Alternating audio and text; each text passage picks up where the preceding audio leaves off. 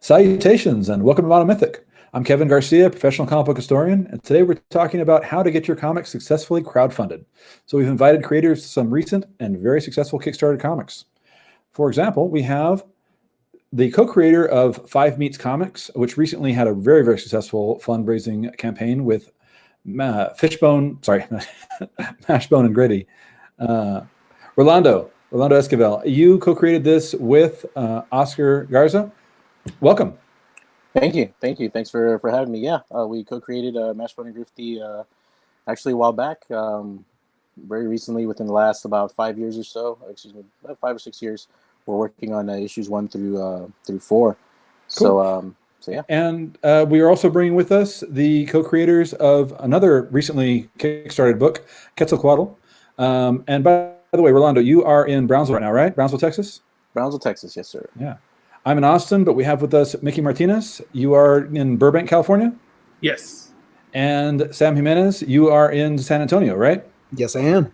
All right. So welcome all of you guys for coming here to talk about this. I wanted to get a little bit about your books and what you've done and why you did it, but also really touch base on how to get successful. I know that there's a lot of comics on Kickstarter and IndieGoGo and others, and I find that a lot of the most successful ones are people that are names in the industry. I know Jim Starlin did one last year where he was promoting one of his books, but of course Jim Starlin, he's the creator of Thanos and like half the Guardians of the Galaxy. So he's a name. He's going to be able to be successful. It's hard when you are coming up in the industry and just starting out. Sam, Mickey, you guys made Quetzalcoatl. This is your first book, right? This is your first time doing a comic? Yeah. Could you tell us about how this process began? Mickey, you want to start? It began with Sam and I. We've written a lot of things in the past. We've written some screenplays. I actually had done a successful Kickstarter to a screenplay earlier, and Sam and I did filmed it and everything. So we decided to write this single issue of a comic that was sort of delved into Latinx origins and delved into Mesoamerica and all of that, and we kind of just felt that it needed to be told, and we needed to figure out a way to get this into the public.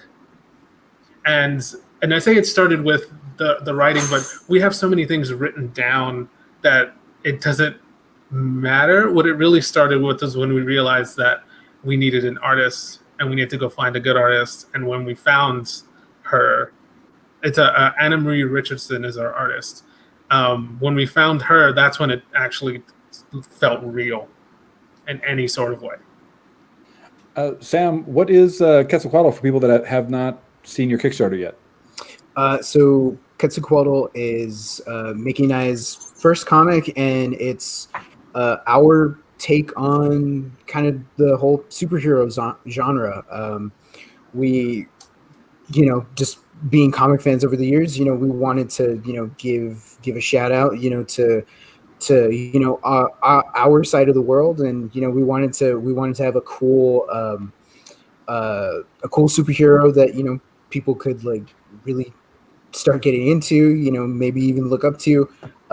So it's about Herminia. She's in high school, and she is an artist, and she's very close with her grandmother, and she slowly, over the course of the first issue, slowly starts to realize that her grandmother isn't who she really thought she was, and there's a whole history of a whole secret history of warriors and fighting that Herminia didn't know about, and that's kind of where the first issue brings us. Yeah, the Kickstarter says a modern Latinx comic about heritage, family, and a big effing feathered snake. And tying into that idea of heritage and also culture, I know that's a big part of what makes Five Meets Comics what it is. Rolando, could you tell me about the stuff that you and Oscar have done? Yeah, so our big project is Mashbone and Grifty. That's what we did the Kickstarter for. Mashbone and Grifty, it's basically the story of a Mexican caveman and his phony tough best friend. They decide to start a do-it-yourself private detective agency in a corrupt Texas border town. Neither one of them are very qualified to do the job, but again, it's very do-it-yourself. As far as their first steps, not really any like expertise or know-how. They just going off of movies that they watched when they were younger and just printed some flyers and decide to run this business out of their local bar. But anyway, that's the main project that we have. We also have Lemon Pepper Hugs, which is our all ages book. We have one issue so far of that one. But in what you're talking about as far as culture, traditions, and stuff like that, really these books are about kind of our lives growing up here in Brownsville. It's a different type of humor in the Rio Grande Valley, in South Texas and stuff. So we just kind of wanted to highlight that. And just like little, things that we came up with, as far as like having different projects, we always wrote down, we grew up together. And so we always wrote down like little notes and stuff of funny things that we wanted to make. And so a lot of that stuff has found its way into our work, little jokes and stuff like that. But other than that, we have other stuff that we're going to be working on as well. But those are our main two projects right now. But again, we've been working on stuff since we were kids, since we were teenagers. Nothing like official, but just little things here and there. But yeah, those are our main goals right there, is to get those two projects out. One of the biggest issues that comes up for a lot of people with Kickstarters is how to get their name out there and how to get people to share it. Do you think, since I know, Rolando, for example, you're very involved in a lot of the Latino Comic Cons and expos that are around Texas, and I know, Mickey, I first heard about you through Nerdtino sharing it and sharing your Kickstarter, which is a Latino Comic Con in Philadelphia. What do you think that made a big difference in your success to get these Kickstarters going, being part of a community that could help support that? Yeah, I think it had everything to do with our Kickstarter being a success. We expected, because of the nature of it, because of the cultural heritage of it, I expected maybe to tweet at some people who had some followings and try to get them to support it, and then nobody ended up picking it up, maybe because they didn't see it or they were busy or there was a lot going on. And so that plan kind of fell apart, and I started turning to the communities and being like, hey, I've been a part of this for this long.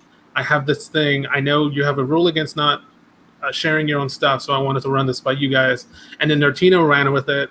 And then because Nerdtino ran with it, people were messaging me, and I was reaching out to people individually. I think I reached out to Kevin. I think I reached out to you individually with a message. And I was like, hey, Nerdtino shared this thing. I know you're a part of it. I don't know if you'd be interested. And that got us a lot of attention. That got us a lot of positive shares. That got us a lot of comments. That got us a lot of eyeballs. And I think what we had there was that, just visually, I think it was attractive enough for them to click on it once and then understand what we were trying to say. Tying into that for a second, while it helps to have some kind of a base community, like I said, mentioned the Latino Comic Cons, I think that, and maybe this is me as an outsider, I used to be a journalist, and I would notice that certain publications would want to pick up certain things.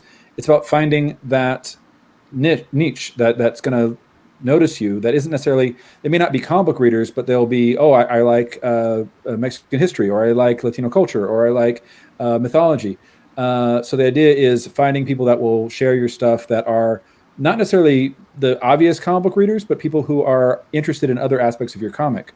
Mm-hmm. I think with Mashbone as well, even though on the surface it looks like this goofy indie comic, it reminds me of some of the indie comics I would read from the early 90s and 80s, where you have these characters that are just all out there just for fun. But then when you describe it, and you're like, well, he's a Mexican caveman, and you're giving that idea of feeling like he's out of his element, out of his culture. And when I think the first time you described it for me like that, Rolando, and I was like, okay, that got my attention. By the way, speaking of, I'm looking at the comments. We have random commenter named Oscar Garza. Says he's a big fan of Five Meats Comics. It's always good to get complete strangers that will come in and say that they really love your work. Yeah, I've never heard of that person ever before in my life. That last name also just nothing I'm familiar with at all. Garza, is that like Italian? I think it might be. Yeah, I think so. Maybe. So Rolando, how big of a difference did the community make in supporting your book? Man, it made a huge difference because we've been working on Mashable and Grifty related things since college. One of the first things we did was an animation. It's actually up on Amazon, I believe, on Prime Video. Mm-hmm. So that was one of the first things that we did, but we got serious about turning it into a comic and writing the comic out back in like 2013. And so from there we started on issue 1. And I think it was like 2015, we decided to start releasing issue 1 weekly on Tapas. Then at the same time, we're working on issue number 2 and releasing it just the same way, but we weren't getting any traction. And it wasn't until we started reaching out to the community, doing the Latino Comics Expo and all that. That's whenever it really started happening for us. That I think the first Latino Comics Expo we did was January or February 2018. And then that summer, we really started hitting social, pretty heavy, especially Twitter. And we started making those connections, and that's how we started blowing up. Because I mean, that's what our book is. That's what our book is geared to. Folks that maybe grew up the same way that we did, or just part of the culture. South Texas culture is a little bit different than sometimes when you're Latino or Chicano in California or other places. So we just kind of wanted to tell the story the way that we saw it, and we want to see how many similarities there are, not just in Latino cultures and stuff, but other cultures as well. We wanted to kind of explore the threads, the commonalities between all different cultures. So it's spotlighting us, it's spotlighting our experience, but again we want to show that there's a lot of similarities out there. People wanting to, when it comes to Mashable and Grifty, people wanting to fight for what's right. That's something that that's a goal across any culture. But yeah, as far as the Latino community, definitely made a big difference. Yeah. Did you notice that people were mainly comic fans, or people were mainly fans of something else in the or just fans? It was a little bit of both. It's like one thing that me and Oscar talked about. It was, I think, at the end of 2017 maybe, is that like the Latino community is like hungry for new content, for for things that we can see ourselves in, not just in the way that certain characters look, but again, mostly the experiences. One thing that I would get tired of is seeing Latino characters or Latino actors and stuff on television or in movies, but the experiences aren't necessarily like what we went through, what I went through, or folks that I know went through. It's still the same old story being told, but it just looks kind of different. So at that point, to me it kind of became like pandering. So we wanted to make something that was a little more true to what we do, and because of that, we got people that that weren't just fans of comics. They're also fans of everything from the culture. Just wanting to see more. But the comics community, the independent comic community, definitely came out in force. That's another community that really was really impactful. It wasn't just the Latino community, but the independent comics community too. I was looking for something new, something original, and a lot of people like the comedy that's in our book. If you like 1980s movies, buddy cop movies, you like our book. If you like 90s animation, you'll like our book. If you like stuff like maybe like Bridesmaids and stories like that, The Hangover or something like that, you'll like our book. But yeah, it was really cool. Seeing it just kind of come from all sides, but mostly the indie and the Latino communities. Mm-hmm. I want to jump back to the process of making a Kickstarter for a second. Mickey, Sam, you guys had a video that went along with yours it had some early art, it had a few pages on it, but it also had like some intense music and some introduction to it. As you're talking about it, what was the process like making that video? Go Sam. Yeah. Well, I remember Mickey just asked Anna and I if we would just write up something and, you know, just basically like record ourselves saying, you know, our little section, you know, like, thank you for, you know, coming to our page. This is what it's about. This is, you know, what we're trying to do.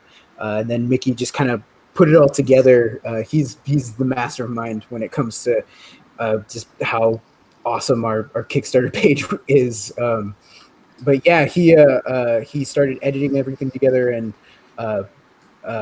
put it there, and that's where yeah, that's where it is now. Mickey, is this true? You're the mastermind?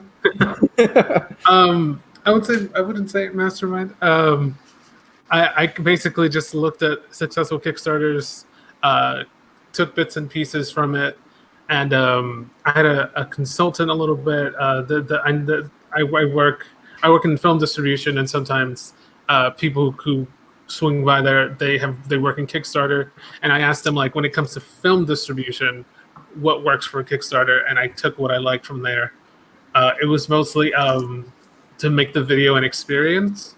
You can convey information in the video, but nobody's watching the video because they can scroll down and they can read exactly what you have to say. So don't read your text in the video. Make it personable, make it fun, make it put music in it, have it feel like the way you want your comic to feel when people are reading it. I know that's something I tell my students all the time. You know, if you're going to do a PowerPoint, don't just read the PowerPoint. If somebody wants to read it, they can read it. You know, you're going to give them something new.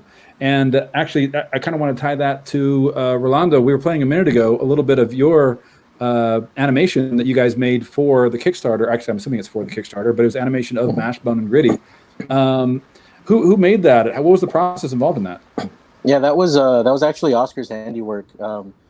For those that don't know, I do the writing portion mostly of Mashbone and Grifty, and Oscar's the talented artist. So the way that the video came about is earlier when I was talking about Tapas, one thing on there that they offered is that you could upload GIFs as part of your panels.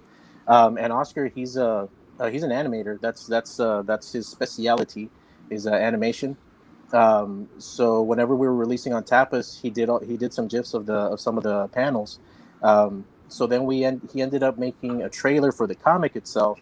So that was a short video. So we took some of that and then some of the updated panels from the newer Mashbone and Grifty and kind of put that together and created the video for the Kickstarter. So part of it was some existing animations, and then some of them were new ones, but it was inspired by our original trailer for just the comic itself. Do you think that the videos made a big difference? You know, like I've heard a lot that a Kickstarter should have a video, and I've seen some that are not successful that don't have videos, and I've seen some that are successful that do have videos. Is it just having a video that's important, or is it like the quality of the video? We talked about, you know, the music and the intensity of the Quetzalcoatl video. Talked about the fun cartoon and also the music of the Mashbone video. How big of a difference does the video make? What do you think? I think it makes quite a big difference. You know, like Mickey was saying. You know, when you make it kind of personal, you know, that's what people like. You know, you're not just putting, you know, what your goal is, you know, like we were saying earlier in text. You're also showing a little bit of who you are. You know, whether it's you know, something that's recorded live action, you know, you're just, you know, putting the message out there, or you're actually doing an animation. You know, you're putting yourself into it. I mean, it's art. You know, anytime that you make any kind of art, you're putting a piece of yourself into it. So I think it helps with letting people know like who you are. You know, again, it makes it a little more personal. I want to back up a minute and talk about the kind of a more basic question when it comes to crowdfunding. Kickstarter is probably the biggest name in crowdfunding, but it's definitely not the only one. I've heard a lot of people talk about the difference between maybe IndieGoGo and Kickstarter as two big examples, where Kickstarter has a fixed funding where if you don't make your goal, you don't get anything. Whereas you could have the option of turning on flexible funding with IndieGoGo, so you could keep a certain amount. And I'm curious why, when you went to go make your projects, that you guys decided to use Kickstarter. Was there a reason beyond that, or did it make a difference? Like, well, if we don't make the money, what's the point, kind of a thing? Mickey, what do you think? But why did you guys choose Kickstarter? I've had some experience with IndieGoGo, and just the interface isn't something I liked as much on the back end. Mm-hmm. And maybe it's a personal thing, but as it comes to like making your goal or not, I think there's a slight kind of urgency when it comes to I need to hit this goal, and if I don't, I don't get to make the thing for you. So there's a thing. There's part of like, oh, I need to go on this page and kind of give my money right now, instead of like maybe bookmark it for later and then forget about it. If there's like a timeline and there's something of like,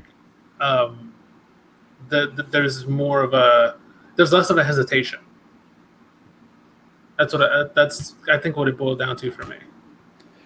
You know, that ties to a question we got. We just got Javier Hernandez, who is well known in the Latino comics community as the creator of El Muerto, which is I was talking about earlier, being a name within the industry, is a name within Latino comics, and exactly, We're not worthy. Yeah. And he's asking, you know, what do you do to make those final 48 hours make all the difference? How do you end on a high note?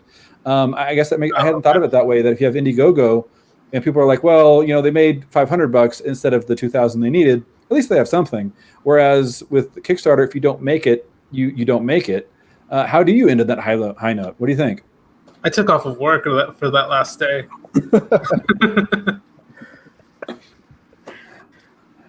Sam, what did on your end? Did you do anything to try to make sure that it really worked toward the end? Yeah, I was pretty much at that point. I was just hounding everybody on my Facebook friends list, and even though like Mickey and I know a bunch of the same people, I was still sending them like, hey, like, you know, we've got all we only have like 2 more hours left. Like let's try and get it. I think actually it ended Thanksgiving. It was like at 11:30 or something on that Thanksgiving. So I know like for the night before, I was messaging people on Twitter. I was going on different groups and saying like, hey, like this is our project. We're real close, and if you could just give anything, just $1, that would be fantastic. And then I know Mickey and I were just watching it like real close on that Thanksgiving morning. We were just like, oh, okay, like we're almost there. We just need, Mickey, do you remember what like the last hour? I remember it was stuck for a while, and I was so worried that we weren't going to make it. It was stuck, and it jumped right at the end to like way past kind of the number that you pulled up before. Yeah, you guys asked for 2,500, but you ended up making over 3,100. So that shows support right there. Yeah. Did well? How about Rolando? How about you? Anything that in the last 48 hours, the last few hours of the campaign that you were focusing on?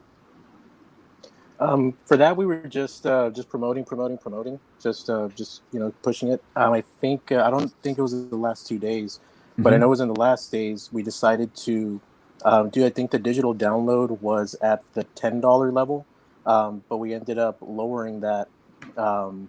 The issue number 1. We did that kind of as an extra like little bonus. We ended up, I believe, giving that to anyone that had pledged. I believe that's what we had done on that to kind of give people something kind of immediate.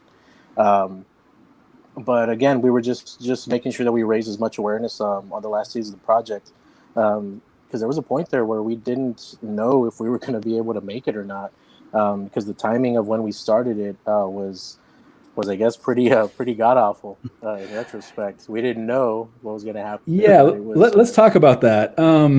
Sam and Mickey, you guys had your Kickstarter in the fall, but Rolando, when did yours start? Do you recall? Was it early March? Was it February? It was March 1st or March 5th. I think it was March 5th. It was like a Monday. Yeah. And just for context, we're in Texas. Texas didn't finally say, "Oh, coronavirus could be a thing," until mid-March, where suddenly everything kind of shut down. So it was like halfway through your campaign, I think, right? Yeah. So the initial thing that we were worried about was, of course, we were seeing what was going on. That other places were starting to shut down, and we were just waiting for it here.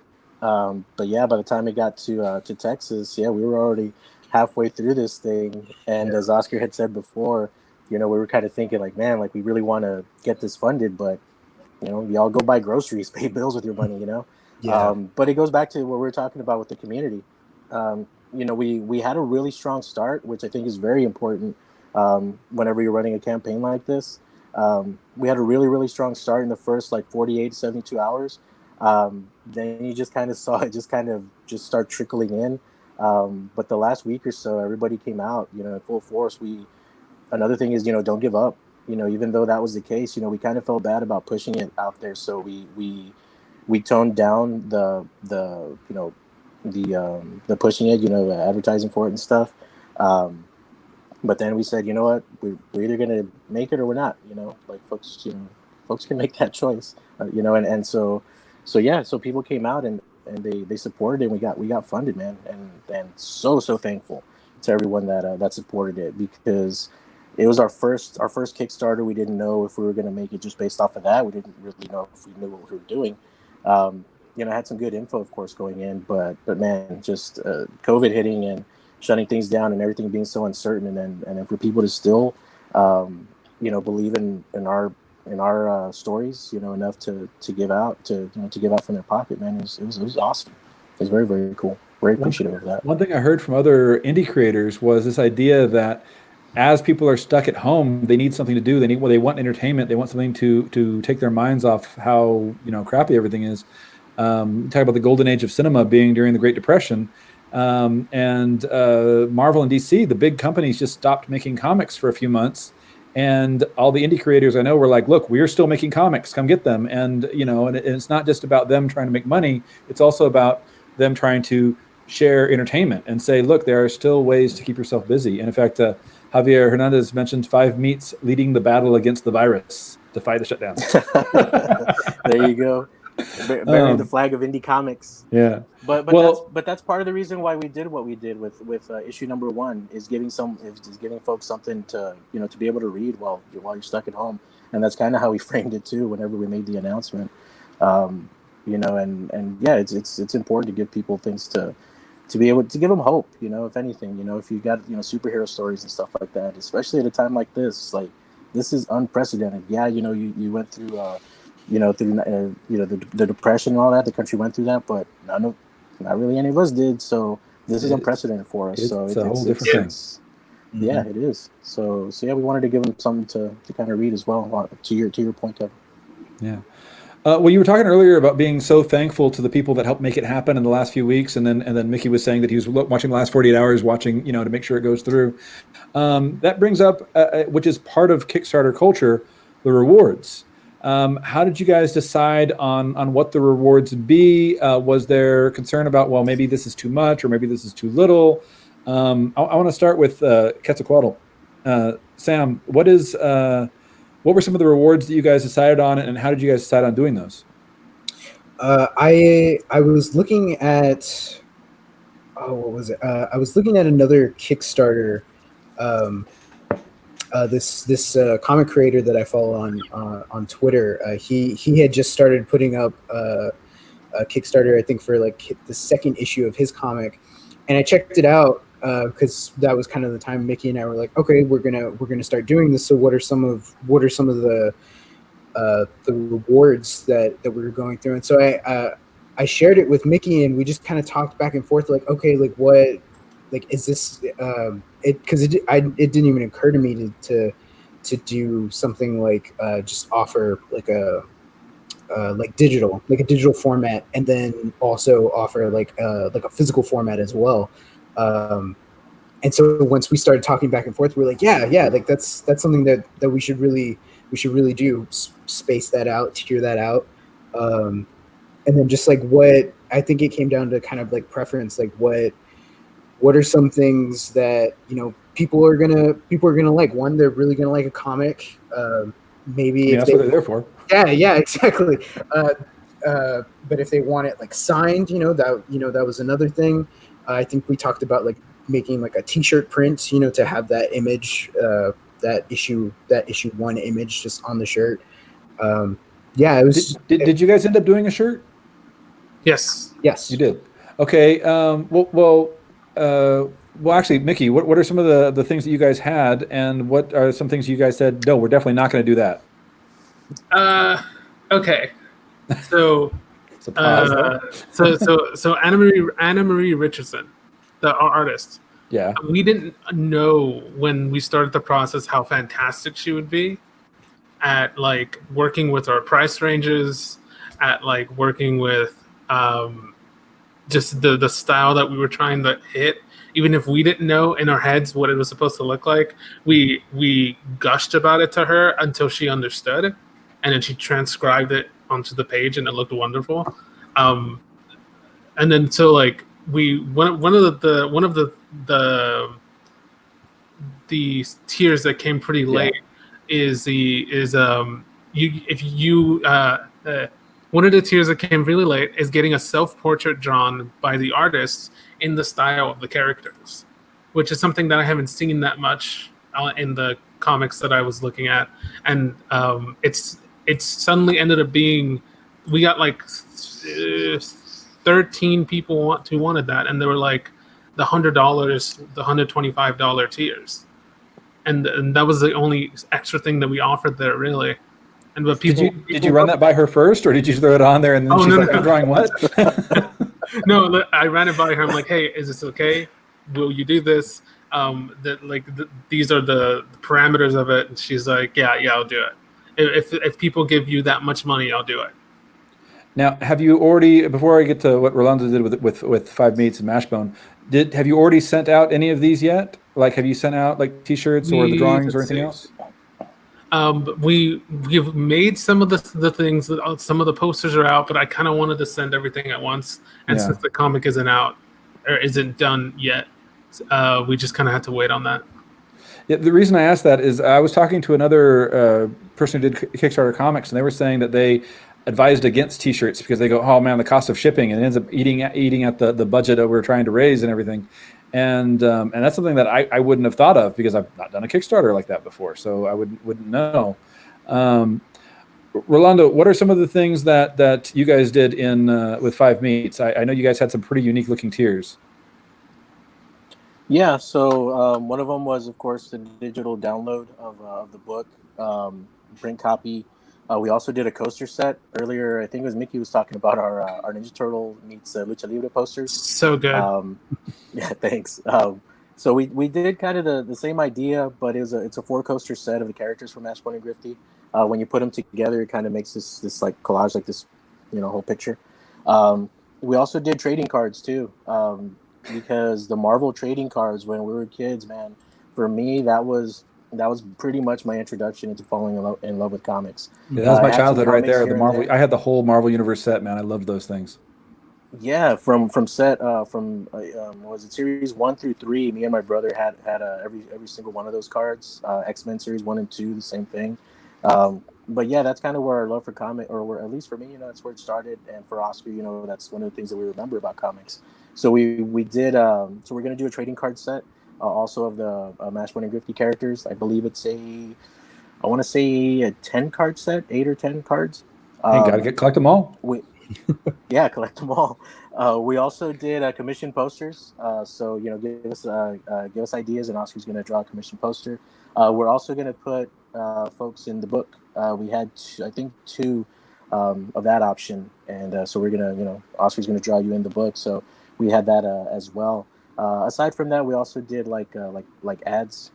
Put an ad on the inside cover, on the back cover of the book, stuff like that. But yeah, we're really excited about the trading card thing. That's for me. That's my personal favorite of the rewards that we're doing. Aside from, of course, the book itself. Oh well, details. Was there anything that you did not want to do? Like you're like, okay, we're not going to do that as a reward. That's too much, or that's too silly, or that's too inconsequential. I think whenever we started talking about it, we really just focused on what is it that we know that we can do, for a fact. So we also I think we talked briefly about like maybe doing like little figures or something like that. But like again, action figures. or Just like little miniatures? figurines, yeah, like something I like do that. that so fast. That would be cool, but Yeah. it'd be a lot of work. I think that'd be pretty cool. Yeah. So we kind of threw that stuff out there, but then again, we went to the stuff that we knew how to do, that we knew that we could do. As far as the posters, we sell those at conventions. We have some online as well. So we knew that we could do that. That Oscar could work on that. Putting someone in the comic book, you want to talk about making it personal. Seeing yourself, in the comic is pretty cool. So yeah, we pretty much focused on what we thought would be very realistic for us to be able to do, and then just worked off of that. Has there been any concern any concern that you might not be able to send out a reward? I know that's always what I hear about online when it comes to Kickstarter horror stories is like, oh, I was promised this and this and this, and it didn't come through. Has that ever been a concern that, we put this as a tier, but maybe it'll be hard to fulfill that at this point? And I'm talking about after the fact, since you guys have already completed, both of you have completed your Kickstarters. Is that a worry that could be something that happens to you? For us, I don't think so. I think we're pretty much on track to deliver everything in November, just about that time. We don't foresee any delays in getting that stuff out. But of course, Oscar may be gritting his teeth right now and saying, "No, we need more time." But no, we talk pretty regular. But no, always talk for the artist. That's always the best thing to do. They love it. Yeah, of course, the artist. What does he do? Yeah, but yeah, I think we'll be able to deliver everything on time. All right. Well, actually, Sam doesn't know this, so he's finding this out for the first time. But the company that we had made a deal with to print the shirts and everything, that was going to do it at a price that we could afford it based on the Kickstarter, they closed permanently because of COVID. Oh, that's a thing. We need to figure out what we're going to do and have it not cost as much money. And we were going to ship it out with everything else. It was going to be one package. So I have the boxes that we're going to ship it in and everything. And I know how we're going to ship it, but yeah. Okay. I do want to add that Oscar has just posted an emoji of him literally gritting his teeth. So there you go. Gritting his teeth. I know him. See. Yeah, that could be a scary thing, and that actually ties to the opposite of that, I guess, which is I think both of you guys went beyond your goal, but people often talk about stretch goals where you're like, oh, well, if we go like way beyond it, it'll be this. Was there what kind of stretch goals were you guys looking at, and were you able to reach any of those stretch goals? I know sometimes those are usually pretty far beyond your goal, so I don't know how far you guys went. Sam, was there anything that was like a stretch goal that you were really aiming for that you were hoping to do? I think we had talked about doing a stretch goal of like if we make it, you're gonna get issue 1 and 2. And I think we had also talked about doing kind of like a big sort of like poster print. And if we had met most of our stretch goal, we were going to do that. And unfortunately, I don't think either one of those did. So, which is good because we're still working out the kinks for our second issue. But so kind of a blessing in disguise. But yeah, that was just something like if we just had Scrooge McDuck amounts of money, just thrown at us, then oh yeah, sure, like here, take another comic book. I mean, it could happen. There's that one guy that funded his potato salad, right? So I mean, it could happen. Yeah. Rolando, how about you guys? Did you guys reach for any stretch goals? Yeah, so we did reach one of our stretch goals. The one that we really wanted to do is we wanted to get some guest artists in to do a few pages there for the book. Like pinups or actual like pages? No, like actual pages, like actual pages in the book. But yeah, we didn't quite reach that. But hopefully, maybe for the next one, that'll be the case. But yeah, that would be super cool to see these characters, done in other folk styles. That's something that I'd really like to check out in the future. As a reader, that's someone else's interpretation. Love. Yeah, I always love when somebody's got, especially if there's like a very distinctive style for the main book. When you see an entirely different style of that same character, it's always a lot of fun. Mm-hmm. Yep, absolutely. speaking of, you said that you're hoping to come out in November, and then Mickey and Sam, you said that your first book is not quite ready yet, but it will be soon. You said the last couple of pages are being worked on, I think. Both of you guys have it coming out. What happens then? Like, are you staying in communication with the I was going to say patrons. What do you call them? Supporters, I guess. Are you staying in communication with your supporters? Are you telling them, like, giving them weekly updates? Are you getting feedback from them? Mickey, what's that process like? We were giving pretty regular updates, and then COVID hit. It kind of made things difficult for us, and especially the artists. And but now we're actually going to put out an update tomorrow, and we're hoping to share this link and this interview, and over the weekend too. So put it on YouTube. And then afterwards, I really want to keep them updated on issue 2 and like where we are in that, and hopefully try to be able to get issue two made. We have a entire plan for what we want to do. Can I ask? I was talking a little bit earlier about what somebody had told me about the T-shirts costing more than they thought it would when they tried to do T-shirts. Is it right if I ask about the cost of the campaign itself? Like, did you guys put money into making the video? Obviously, there's I'm not getting into the cost of paying the artist. That's a whole separate thing, I guess. But I mean, like, is money that would go to Kickstarter, money that goes into shipping, that kind of stuff. How much does that eat away at the actual successful campaign? I did the video, so we didn't spend any money. The only money we really spent beforehand was the artist, and the money that the Kickstarter grabs, we kind of factored that into how much we needed. That makes sense. So it didn't hurt us too much. We knew exactly beforehand what Kickstarter was going to do and all that stuff. Did your research? Yeah. Rolando, same question. Was there any cost that made that a little bit difficult, or did it was that something you'd already planned for and worked out in the end? Yeah, that's something that we had already budgeted for. Earlier, you were talking about like shipping and stuff. We've absolutely made sure to include that in there too. We've been funding our own books from issue number 1. That we did an initial investment in that. So what the Kickstarter is for is to collect issues 1 through 3, and then we're finishing up issue 4, and it's going to collect all of those. We're gonna collect them in color. So we just budgeted everything out. The investment's already been done, before, again, with issues 1 through 3. So there really wasn't any upfront costs. I bought Oscar a Whataburger combo so he could draw the comics. So that's what it takes. It'll get done. Yeah, you gotta pay the help. Onion rings. I'm gonna throw in some onion rings here at the end. It's an extra bonus for him. So that's what we'll do. But no, not really any initial costs for us. The onion rings cover the animation. Yeah, absolutely. Yeah, I forgot that initially, so gotta cover my bases, man. Got to take no drink. No, that's when you make the second volume. Oh yeah. So when he's thirsty and he's like, I need something. I need a drink. I just ate all these salty fries. I need a drink. You're like, you want that second volume? Here's a small Whataburger. And then the apple pie is going to be the bonus for that one. Oh, that's good. Bonus. But as far as like communication and stuff, same thing as these guys.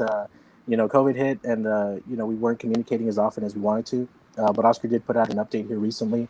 Good idea though about posting the link to this video. We're gonna steal that too. But no, it's a really good idea. I'm gonna go ahead and do that as well. But yeah, he recently posted an update. So we're gonna keep updating folks as much as we can until this thing gets done, and then after that, we're gonna keep going. We're gonna start on Lemon Pepper Hugs issue number 2, and then also issue number 5 of Match Money Grifty. Get that next story arc up. Oscar says that if he had thought about it, he would have invested the Whataburger instead of wasting it at the time, which probably would have been a good idea. Whataburgers, people don't realize this, they do increase in value over time the longer you keep them on your shelf. Well, I want to ask you guys, and by the way, Mickey, I don't know if you're familiar with Texas, but Whataburger is those are real burgers. So just so you know. All right. So Not like that in and or out. yeah, that's no. If you really want the simple burger, you go to Pete Terry's in Austin. It's just like In-N-Out, but good. Yeah, hashtag not sponsored. All right, that's gotta be the first time I've ever used the word hashtag as an actual phrase in my dialogue. All right, Out loud. so yeah, so I have one last question I want to ask all three of you, and that is just straight out advice. If somebody is coming to you and they say, I am going to start or want to start my own comic, I don't have history in the industry, or maybe I've only done some self-publishing stuff, but I want to do a Kickstarter, what would you tell them? Rolando, let's start with you. What would you tell somebody if it's just like, hey, I'm going to start from scratch. What do I need to do? What do I need to not do? What would you tell them? Well, a couple points is, like I was saying earlier, on the rewards. Make sure that it's something that you're going to be able to deliver on, whether it's the project itself or the rewards. Make sure that you can do it by the time that you tell people you're going to do it. Earlier, I said also a strong start. As far as advice on how to get a strong start, the only thing I can think of is that we created some anticipation. We were talking about the Kickstarter. Ahead of, I think it was weeks ahead of when we launched it. So that way, once you get to launch, then you have a bunch of folks that are already anticipating it and want to help you out. So definitely make sure that you're posting about it, that you're reaching out to the community. One of the big things about reaching out to the community, though, is you want to make sure that you're involved. So be part of the conversation. Folks talk about comments, jump into that conversation too. Don't just follow people. You want to be involved with them too. So part of it's going to be the community, so you can get that good head start. And then updates too. Just make sure that you are updating folks, as you go. But keep promoting. Promote. But those are just a few of the points. Sam, I want to ask you the same question. Something that you would tell somebody that is like, hey, I'm so happy I did this, or man, I wish I had done this. Something that you would tell people if they're going to start out for the first time. I would say just do your research. I think that was one of the biggest things. We came up with this idea and we were like, okay, cool, we have an idea. How do we get it made? We knew that we couldn't do it by ourselves. So just do the research. There are other people who have done this exact thing, and some of them have made it and some of them haven't. And I would say look at both of those. Look at both cases, the successes and the not successes. Just to cover your bases, just to make sure that you're gonna because it's gonna be a struggle, and I kind of want to impress that upon people too. This is something that you are going to have to fight for. Mickey and I, we kind of spent some sleepless nights being like, okay, what happens if this doesn't work? I don't think we would have stopped trying to make it work. We probably just would have refined it a bit, but also, so research, and then also just believe in the work that you're putting out there. You want to make it so that people want to read what you're putting out there. They want to they want to be a part of that. Make a comic book that you yourself would pick up, and say oh hey, that looks cool, and yeah, just make that book. And Mickey, same question. What would you tell people? I think those are both all really great answers. So I'm not going to say anything on the technical level because I think that's already been covered. But I would say be excited and be authentic, because people can read if you're doing it for the wrong reasons. People can read if you're not really excited about your material. Find something you're really excited about, because it translates over into the page, and it translates over into you pitching it to groups or something. Don't want to do it because you're like, oh, I think we can make a lot of money off of this. You'll never make enough money. You'll probably end up losing money. So just make sure it's actually something you want to do. Well, thank you guys. That's all of that is good advice. Thank you guys all for coming. Thank you guys for being part of this discussion. Yeah. Yeah, and thank you for having us. Thank you. And with that, I want to say thank you guys for coming, and thank you for listening to our talk. Thank you for asking those great questions and making those comments. If you want to know more about this, I say seek out Quetzalcoatl, seek out 5 Meets Comics, find out more from them, find out more from Monomythic. I don't know. Until next time, keep making myths.